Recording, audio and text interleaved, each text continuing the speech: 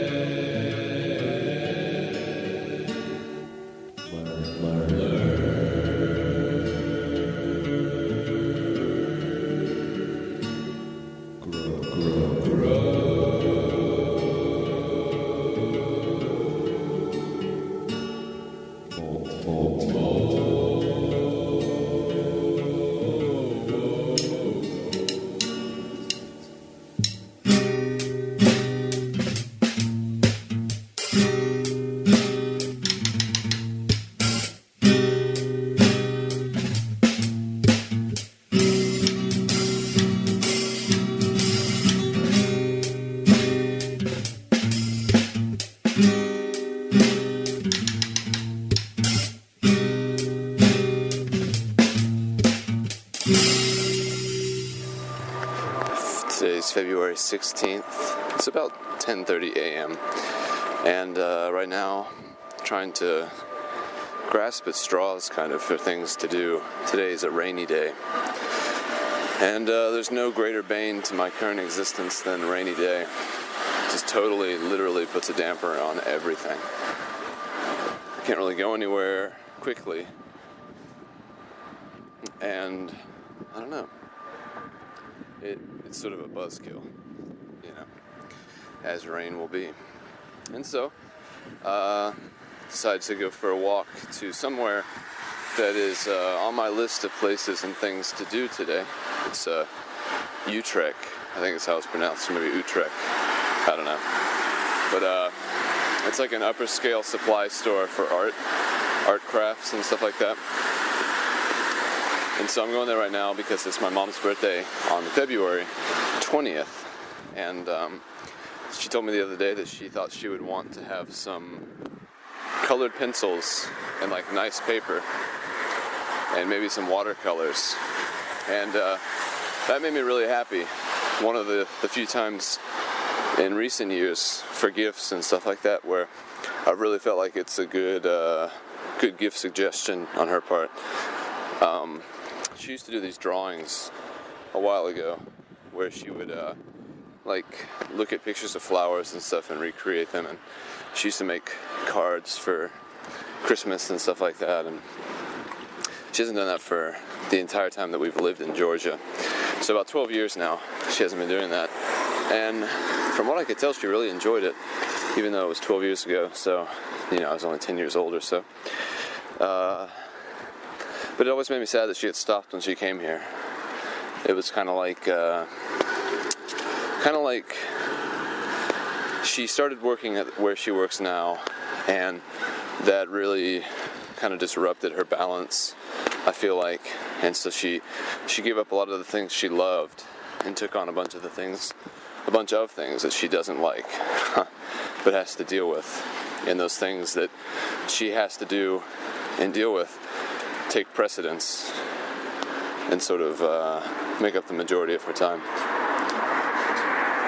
But she told me that she wanted some colored pencils, paper, and watercolors, and so I told her it was kind of like she's been in a coma for 12 years, and now she just wiggled her toes or something.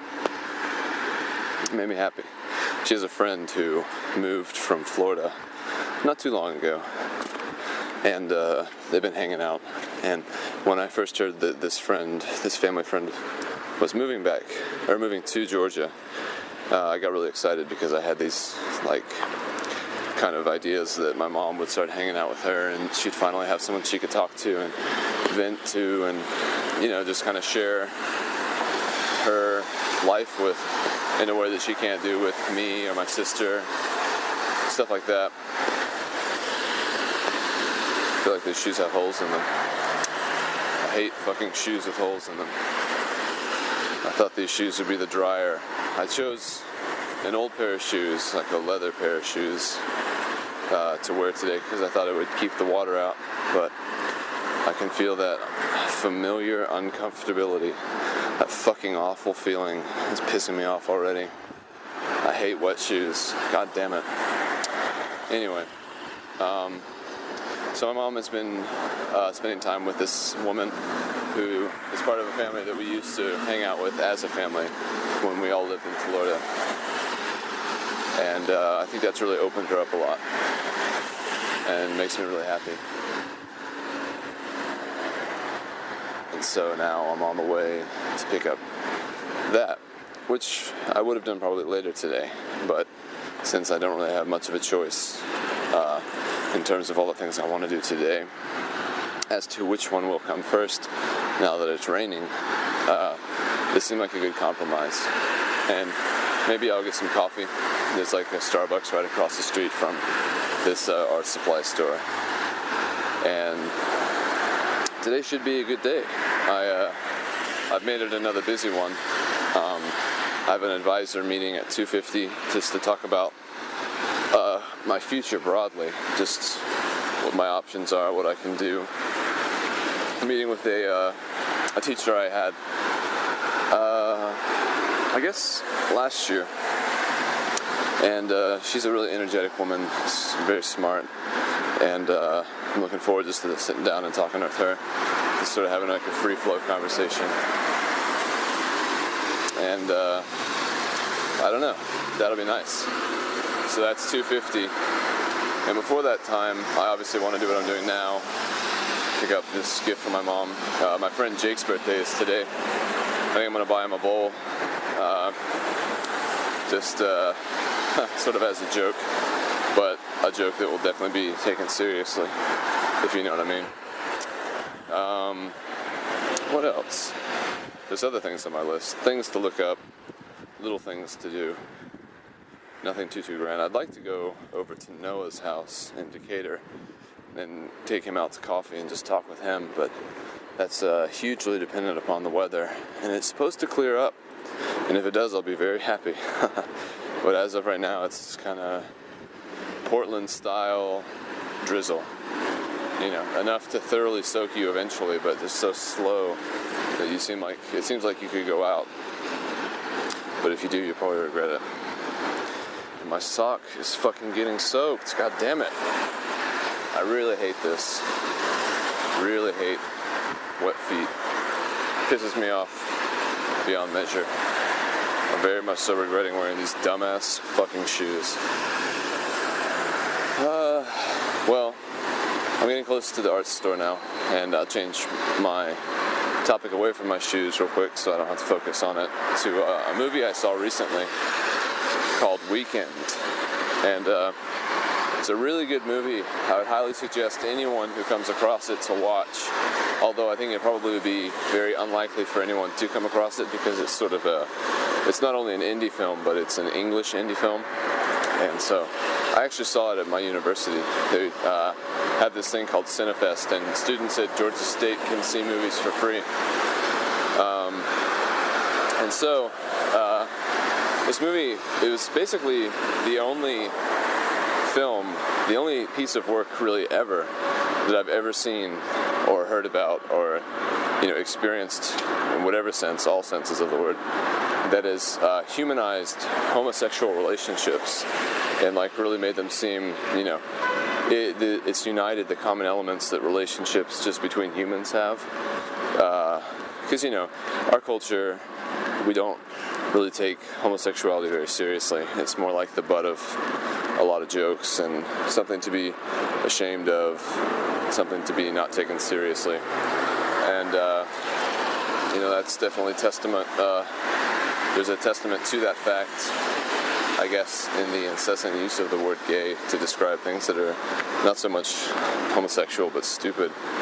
And so this movie is a love story about two men who basically meet over a weekend, hence the title. And I don't know, I would say they fall in love, but, you know, it's a different kind of love, because it's not like that romantic stop the world and be together kind of love. They fall in love, but one of them is leaving for America at the end of the weekend.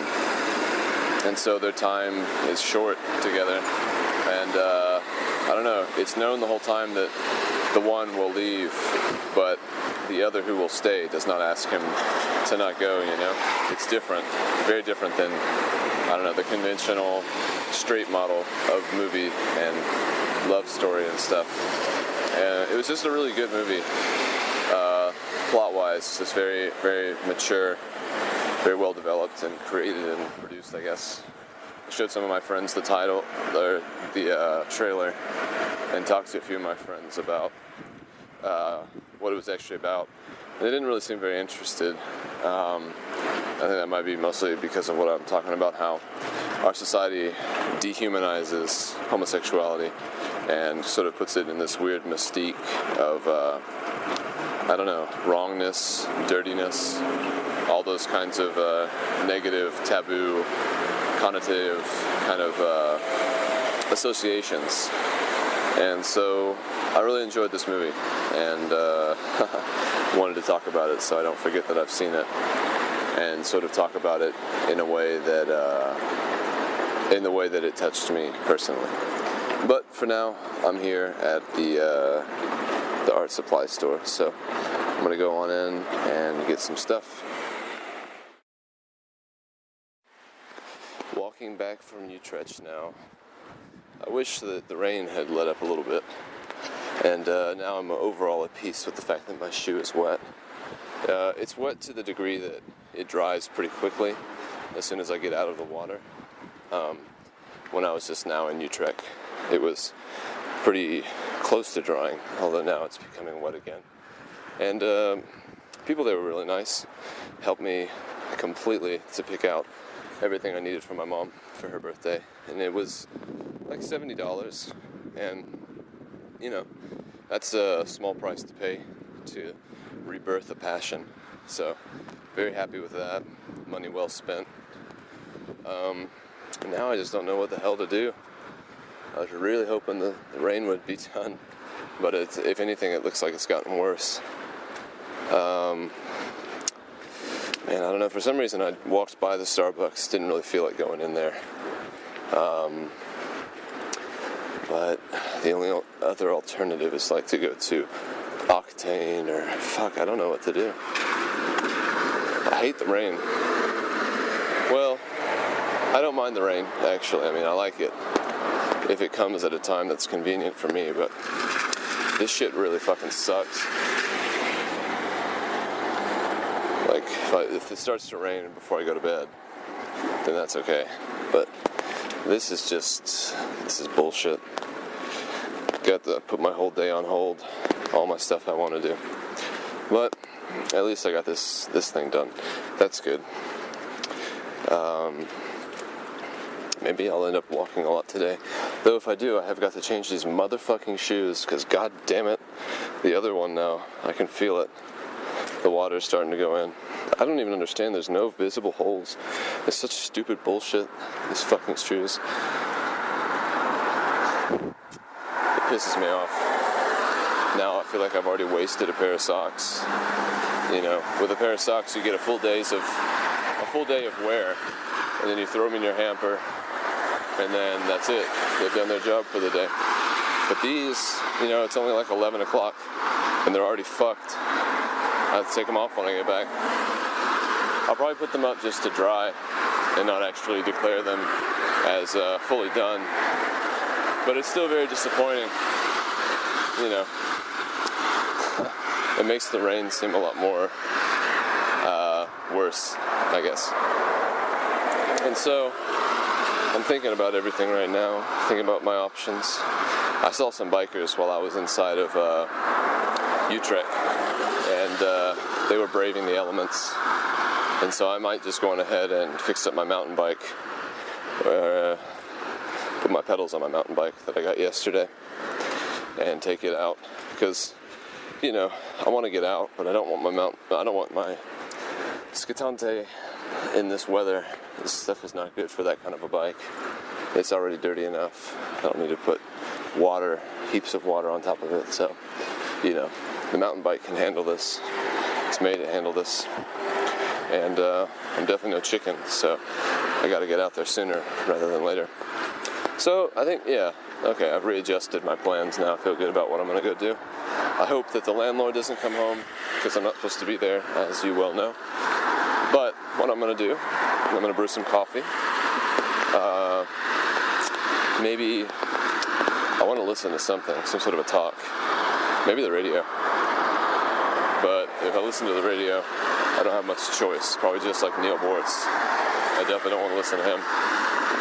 But anyway, I'll figure out something to listen to. Maybe after all it will be Neil Bortz. And fix my bikes up. My Scatante, a while before I went to Japan, the derailleur that takes the... Oh man. The derailleur that takes the chain from the big chain ring to the small chain ring, the wire on that broke before I left, and so rather than taking it to a store and making a big fuss because I didn't really have much time, I just took it off the bike because it operates well enough without. Although when I go over bumps and stuff like that, sometimes the chain will fall off because this derailleur not only moves it from one chain ring to another, but it also keeps it. It also keeps the across the street. It also keeps the chain from falling off in such situations. And so I've been having to deal with that, and it's been really fucking stupid because, going down Ponce at like near, I don't know, maybe 35, 40 miles an hour. I'd probably get up to about that fast. If the chain is moving that quickly and I hit a bump, it's almost invariable that the chain will fall off. And so I've been meaning to fix that for a while, but it just hasn't been enough of a pain to really require that kind of effort. That, these jobs are probably gonna take about an hour or so to finish both. The mountain bike, that'll take no time. Although I think the gears might need to be, the limit screws might need to be fixed a little bit. I don't really remember. Anyway, I like this new plan. And I'm almost back already. Very short walk. I guess I'm like less than a 10-minute walk from Starbucks. So if the apocalypse happens and I ever have to settle for a lesser coffee store, I know that I can get to one in less than 10 minutes if it need be. Totally. It's just, man, rainy days make me feel like I'm wasting time. I have all this momentum from all the things I've been doing every day, and so far I've gotten most everything that I've wanted to and set out for myself each day complete. And so a day like this makes me feel like I'm losing and wasting time. But, I suppose that's not bad. Not wholly bad.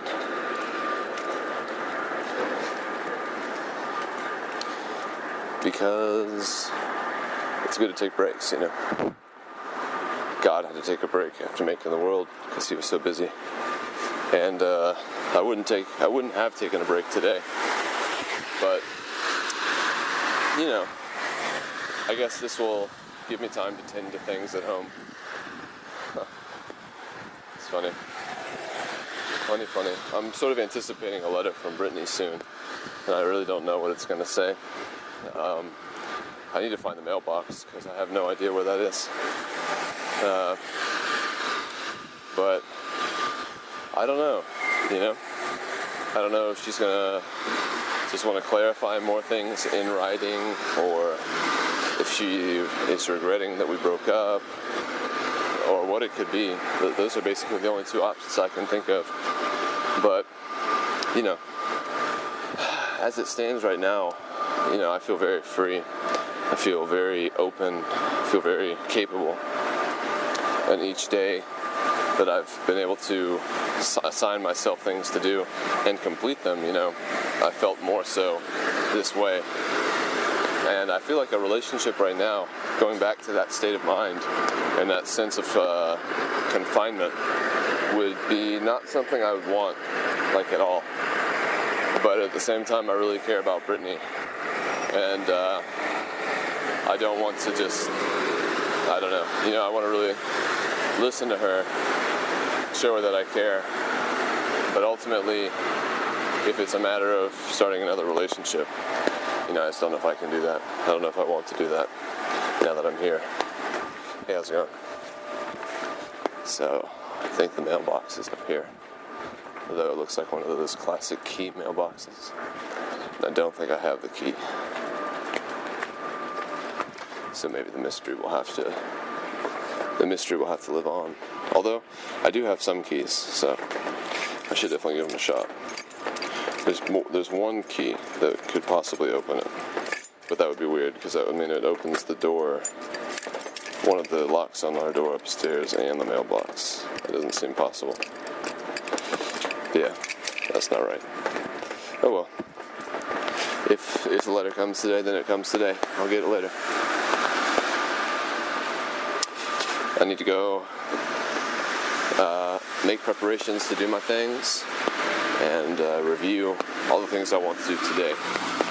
So the day's not lost. Not yet. And the rain's supposed to clear up. So that's good too. And the mailman's walking by. as a matter of fact. So maybe I can go grab him. I'm gonna try to do that. Maybe grab the mailman. See if he has a letter for me.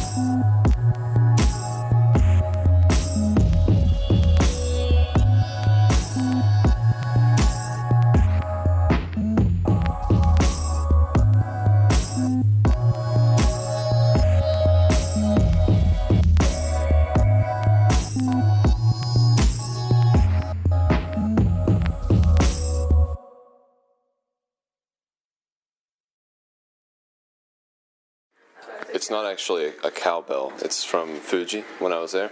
It's like a bell that you're supposed to have if you've hiked Mount Fuji, but though I didn't, I still really wanted that bell. But it turned out to be really annoying, and so I had to neuter it.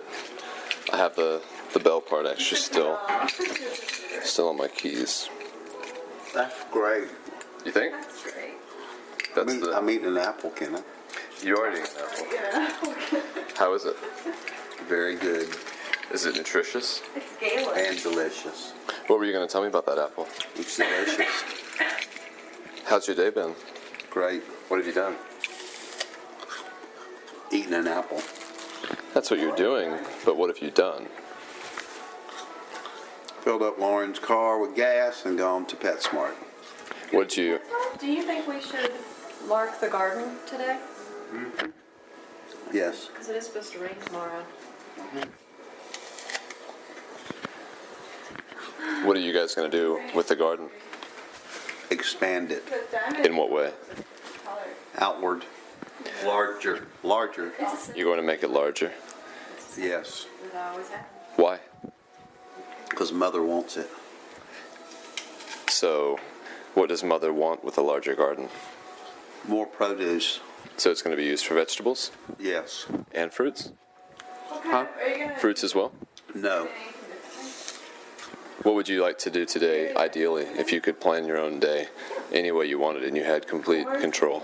I'm not going to do corn. Go to the cabin. What would you do there? Yeah, those tomatoes are so good. Relax. I had, What do you do to relax? I think 6 plants, and they were Sit on the screen porch.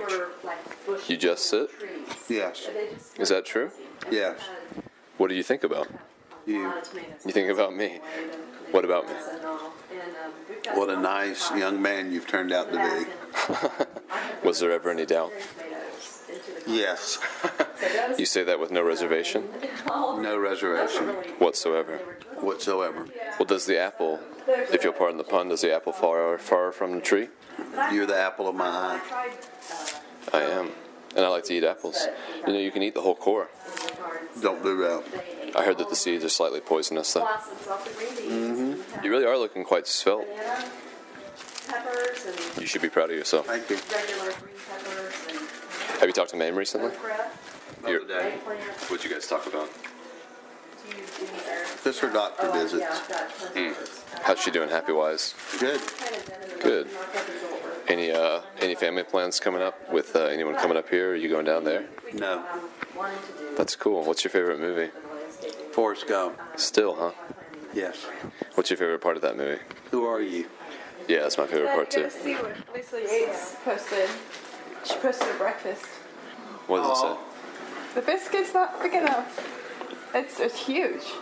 I think she's being sarcastic. No, I know she's being sarcastic. At Glenda's. It's probably a restaurant. It's still on. Yep. Wait, what is Matt? Is he recording this? No. Today is February 19th. It's about 2:15 in the p.m. It's a Sunday, and it's a rainy day. And I made it this morning to Inman Park, and I've been here since about 10, maybe 10:15.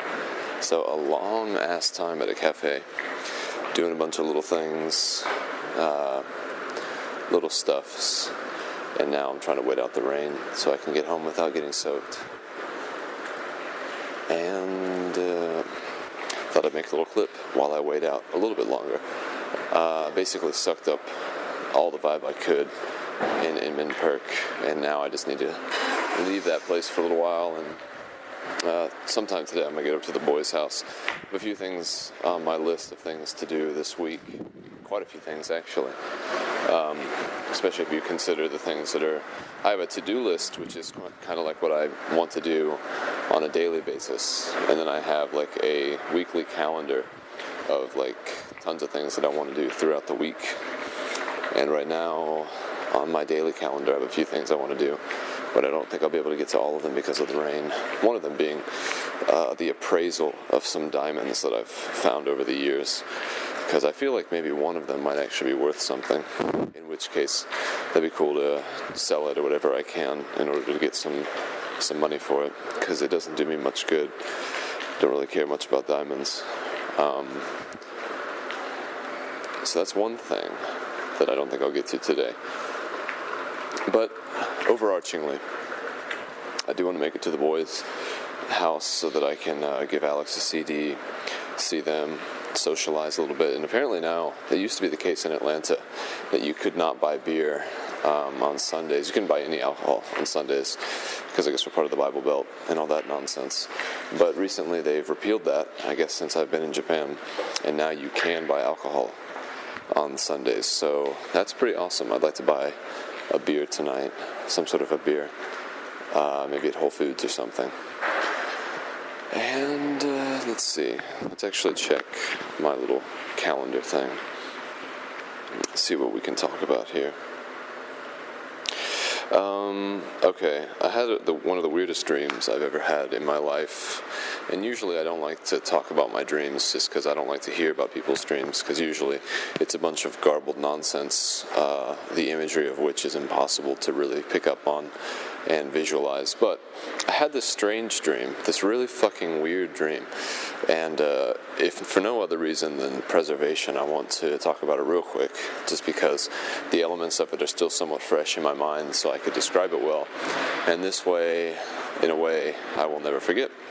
So basically what happened, I spent the night at my parents' house on Friday, and I was actually very tempted to bike home Friday night at around 10:30 because I was just feeling really lonely and really down. I was really missing Brittany, and realizing that, Lilburn was only a suitable place to be, I guess since I've been in college, because I could look forward to at least seeing Brittany there. And now that she and I are not together anymore, I didn't even have that to look forward to. So Lilburn just felt very empty, very secluded. And so I went to bed that night, deciding not actually to ride home in the dark, cold, but to wait until the next day. But I went to bed feeling lonely, and that feeling sort of carried over into my dreams. And so I had this dream. It was a very strange dream. I was on some sort of a nuclear-powered ship, and there was a crew of people who I wasn't very close to, felt very alienated from. and we were traveling very, very far away, and towards a certain point, although I don't know where or why. And there was another part of the dream, sort of a non sequitur, in which I was being really mean to my friends. This was before I left on this spaceship. And for some reason I was just being vicious and cruel with my meanness to my friends. And that doesn't really have a bearing on anything, but that was what preceded the dream with the spaceship. And so basically, the weird part about the spaceship dream that I want to talk about is that it had this overarching feeling of loneliness.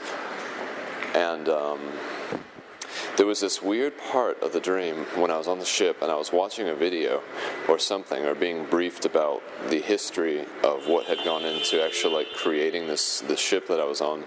And they were talking about how the ship itself was made of sort of antiquated technology, created right when they had invented nuclear-powered vehicles and stuff. And so it was talking about how the vehicle had been created when the principal assumptions that were used in order to calibrate all the system technology was still using Newtonian physics, and how Newtonian physics had sort of given way to quantum physics. And I was watching all this on a video, and they were showing these old SUVs, very pixelated, computer-generated kind of representations of how an SUV would follow the laws of physics on Earth, and they used this model in order to figure out what the capabilities and the restrictions and the limitations of the vehicle were. And there was this weird satellite that did a backflip and fell back to Earth in a way that was very, I guess, physically, mathematically driven. It did a flip, a perfect circle, and then it fell back to Earth at 9.8 meters a second squared. And I don't know, the physics of what was going on the screen was very digestible and understandable to me. And it was a very, very weird image. It was very, very clear. And it was not anything I've ever seen before, so it was definitely wholly created by my own mind. But I woke up feeling very, very lonely and very happy that the dream wasn't real, because I knew that this loneliness, I couldn't fix it because I was so far into space that it would take, an equal time just to get back. And I don't know, I just felt so absolutely isolated. And just definitely one of those dreams when you wake up, you're just overjoyed that everything that you just thought about and had as your real reality while dreaming has all been fake, and you don't have to worry about that anymore. And so, that was my weird dream. And I feel like I did a good enough job explaining the elements that are sort of comprehensible. Let's see. Today, when I was at the cafe, I was there, I guess, for 11, 12, 4 hours or so, and just doing a bunch of work. I got all my Molt episodes back. Thankfully, I archived all of them on the internet, so I was able to go and download all of them. And so I have all that stuff back on my computer, which makes me happy.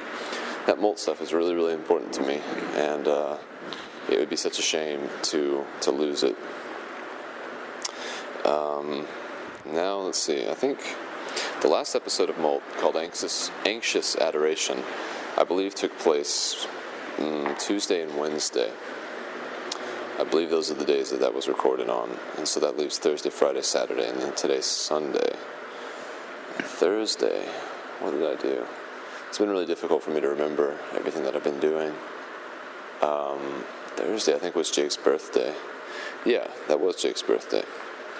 And so Thursday I spent the whole day more or less running errands until I had, I guess, free time, until I gave myself free time. And I guess one of the highlights of the day was trying to figure out where Jake was so that I could give him his birthday present.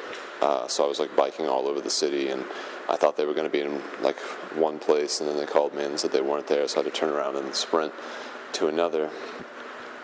And was able to give him his bowl and a pair of sunglasses for his night his birthday night where he DJ'd at the restaurant he works at called Carroll Street Cafe. And apparently that went well. I didn't go because I biked to West Paces Ferry, about 9 miles away from where I live or so, to hang out with my sister. And that was kind of cool. I hung out with her from about 9 to 11 or so. Got some free yogurt and helped them close their store. And that was a fun little evening. And I would have liked to have gone to Jake's thing, but I don't think I would have ever gone to Lauren's work under any other circumstances on any other day. So I'm happy to have spent some time with her, because she and I are close. We're good friends. And then that night I went home. And Friday, I came back to Lilburn. And I don't really recall what time it was. I know it was earlier in the morning.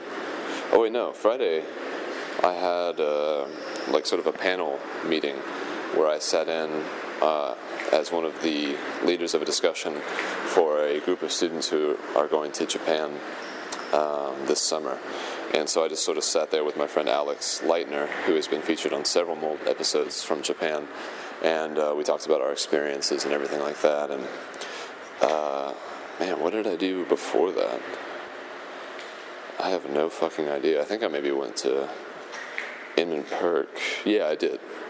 And I did a bunch of work there, like a bunch of computer stuff. Inman Perk has been my area, been my place to like come and do work that I need the internet for. And so I went from Inman Perk to State, and then from State went to see Stephen at his work over at the Sweet Auburn Market over off Auburn Avenue, and hung out with him for a little while until I went up to Georgia State. Until I went back to my apartment to pack up to go home. And so I got home around 5 because I stopped at Walmart to see if they had any yellow socks, which was an awful idea. I thought I could resist the horrible, disgusting, oppressive, soul-sucking energy of Walmart, but I wasn't able to. And so I felt pretty down pretty quick due to that.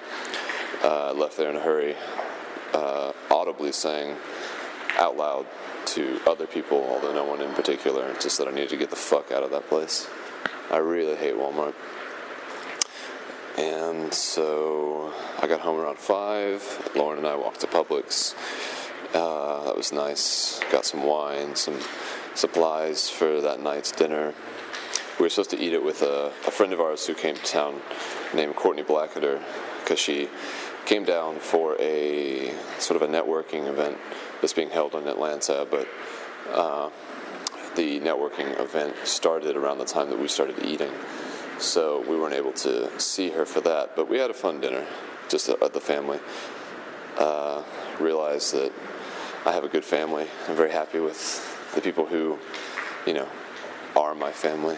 I'm very thankful and blessed for who they are and what they are and all. And man, that's about it. Saturday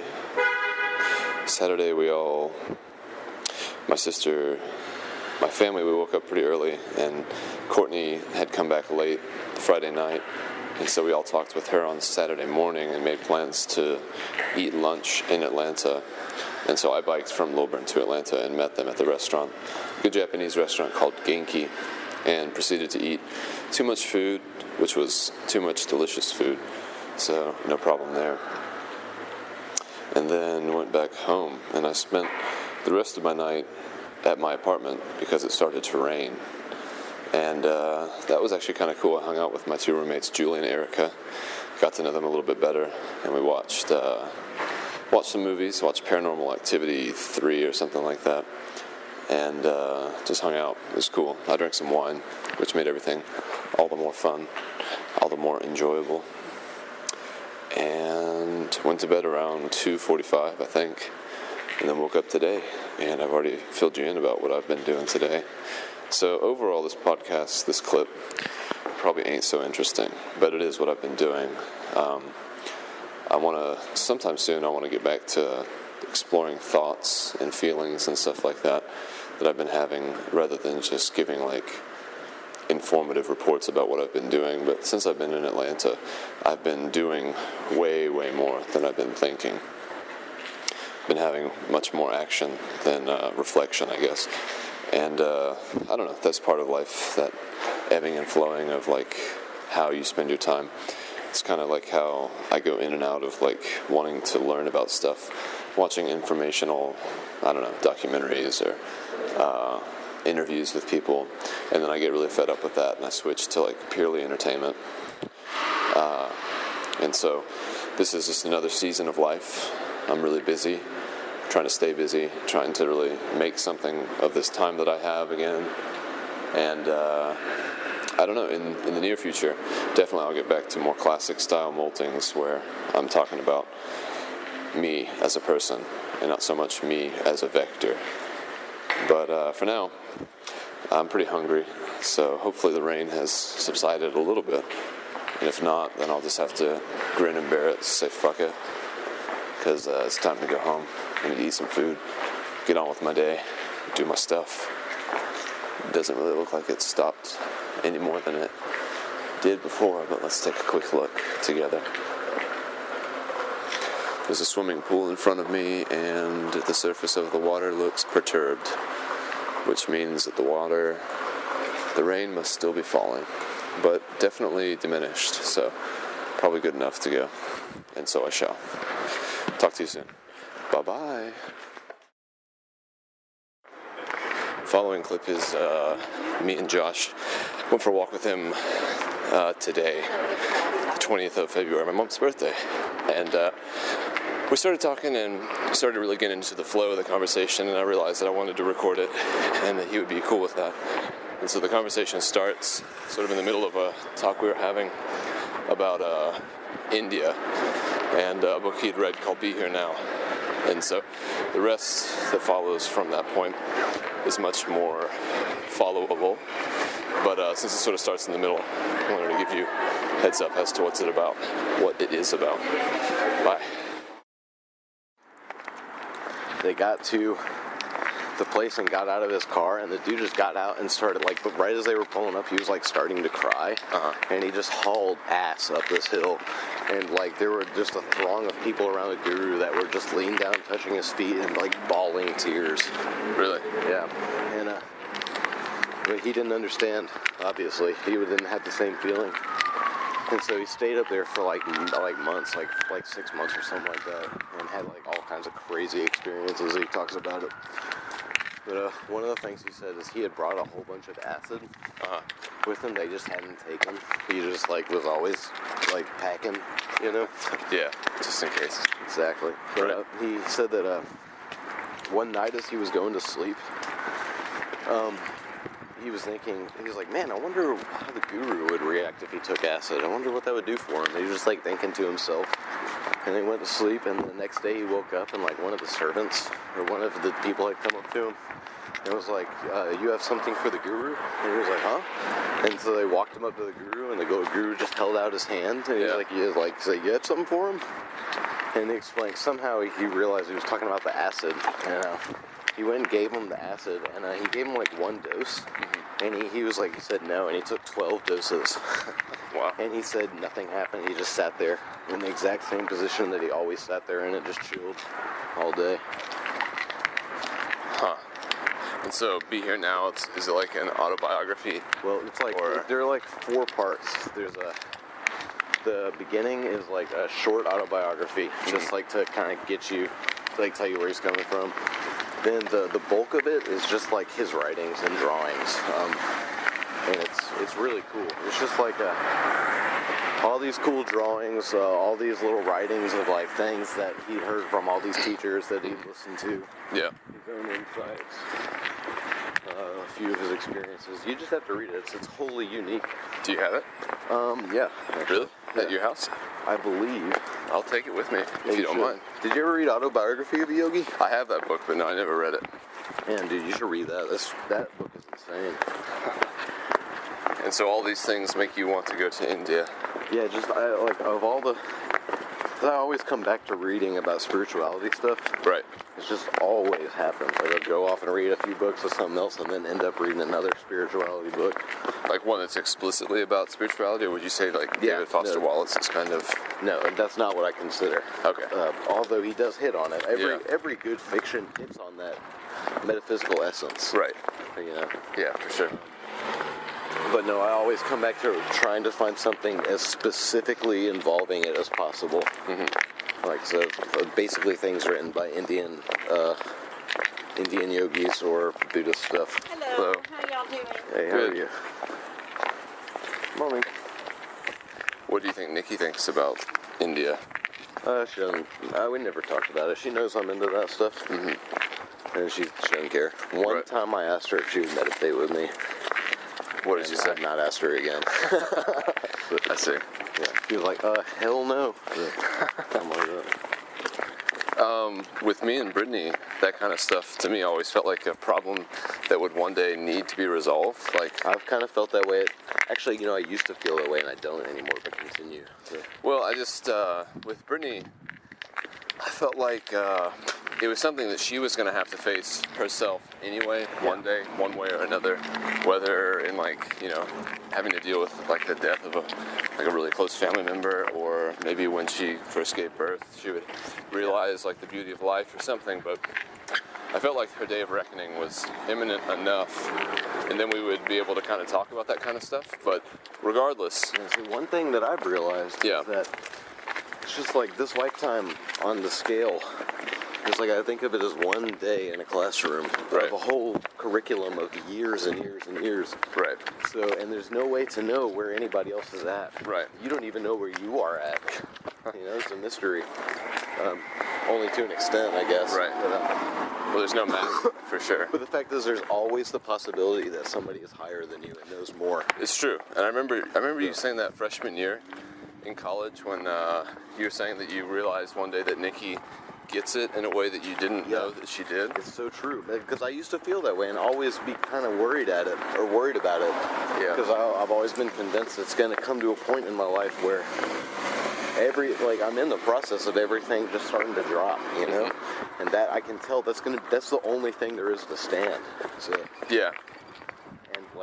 and also I'll have my avenues to that and nothing more. So Right. I was worried that would leave not a place for Nikki in my life. So I wanted her to get on board, and I just realized that She's on board. yeah, she's Different room. It's not even so much that. It's like, since all I can think about is myself, Yeah. it's like I don't understand why I was worried. Like, Nikki is in my life. She is part of my life. Like, she is there for me. Everything on the planet is here for me. Mm-hmm. And it's here exactly as what it should be, so I have nothing to worry about. Like, she's helped me learn so much, and she doesn't even know how she helped me learn that. She doesn't even know what I learned. There's no point in even telling her thank you, although I do. Mm-hmm. But it doesn't matter because she doesn't know what I'm thanking her for. So she says, whatever. And I'm sure it pleases her because she can see that I'm being genuine. But the gravity of it and the source of it is still a mystery. And also in that autobiography of a yogi, one interesting thing is his, I forget if it was his guru or his guru's guru. But he said that they're just, to be an enlightened soul doesn't mean that you're going to be the yogi on the mountaintop, meditating without food for 5 billion years, He was saying his guru, he was a family man. He had a wife and he had kids. Yeah. And that was his duty, was to maintain his family. So he didn't go off and fast and abandon everything. He submersed himself into the social structure. And he just made it as best he could. That was his duty. Right. So, like his karma. I guess, I suppose, but His work in he life. just and I realized that Nikki's a part of my life. That's just part of what my mission is, is to make it work with a woman. Take care of her. To remember that it's not just about me, Right. Because in a way, not in a way, completely. To desire spirituality like that is selfish, Mm-hmm. It's if you want it so bad, that spirituality is saying, I'm going to forego this euphoric spirituality for this. Right. That I know doesn't matter, but it does because I'm making it matter right now. So that's an even deeper thing. It almost. is. It's like that's the deepest spirituality that I know of thus far in my life. Man, I bet you would. Devoting myself to Nikki. So, do you still have that Alan Watts book? yeah, I do. So, Okay. Yeah. you know, did I tell you? I read a chunk of it. Yeah, I haven't finished it, so I still need to. I really need to finish that. Well, his lectures are much better than his writing. I guess that writing in particular. Yeah. But Check it out.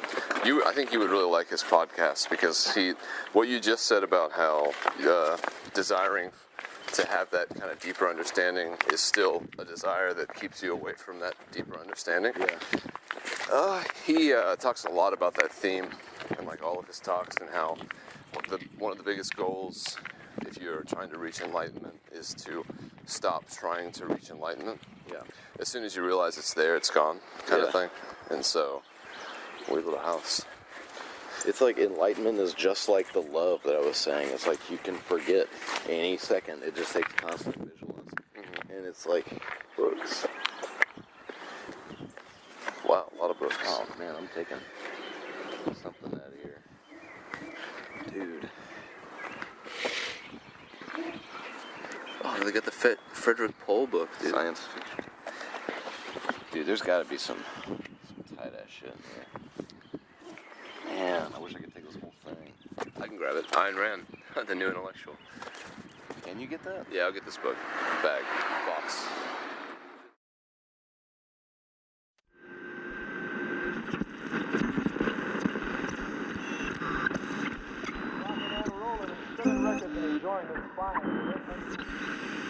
Hello at me. I'll be right here in the window spinning them. That's the Red Hut broiler, 31 right now. Right now, Marie. You remember Lula when she was a little body structure around the leaves. Come up, request a little number.